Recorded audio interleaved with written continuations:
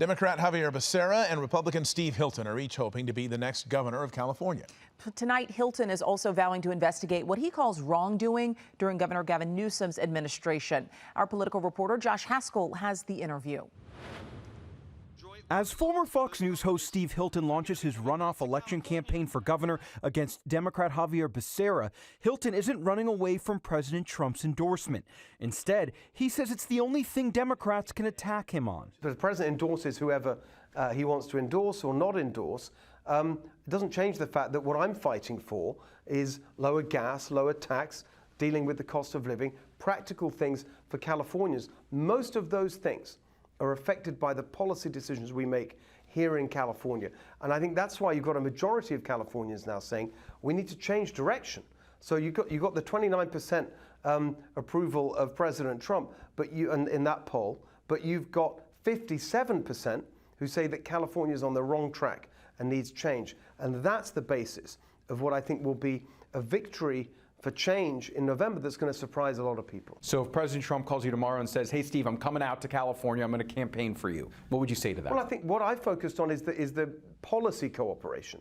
You know, for example, one of the ways we get to $3 gas, my plan, is to make sure that instead of importing oil from halfway around the world on giant super tankers, that's actually bad for the environment, let's use California oil. Hilton was born in the UK, where he served as director of strategy for former Prime Minister David Cameron, and then moved to California in 2012, becoming a U.S. citizen in 2021.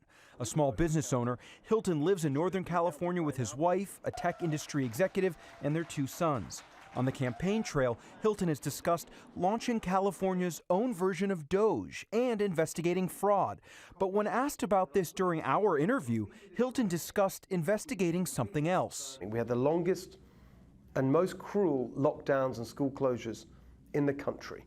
And some of that, I suspect, was the result of a corrupt relationship between the politicians who made the decisions and the unions who fund them. And that's something I think we've got to look at. We can't just forget all these things. Real pain was caused. Kids lost years of learning. If elected governor, you plan to investigate the lockdowns from 6 years ago from COVID?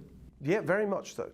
We need, and to make sure that nothing like that ever happens again. Look at that, we're still living with the costs. I mean, talk about the budget, the bloat in the budget. A lot of that started during the pandemic, and it's still there. Is this the best use of government funds to investigate the lockdowns from 6 years ago? It's going to be done in 6 months. That's what I've announced. It's not going to be a lot of money, and it's not going to take a lot of time, because I think we'll get the answer very quickly. If elected, Hilton has pledged to shrink the size of state government, and under his plan, Californians would pay no state income tax on their first $150,000 of income. Income above $150,000 would be taxed at an 8% rate. 74% of registered voters in California don't approve of the work that ICE is doing. Would you work with ICE? Well, it's the law. I mean, you've got to uphold the law. It's unclear how Hilton would get his proposals through the Democratic supermajority in Sacramento. California hasn't elected a Republican governor in more than 15 years. The state of California and Governor Newsom have taken a number of steps to protect reproductive freedom.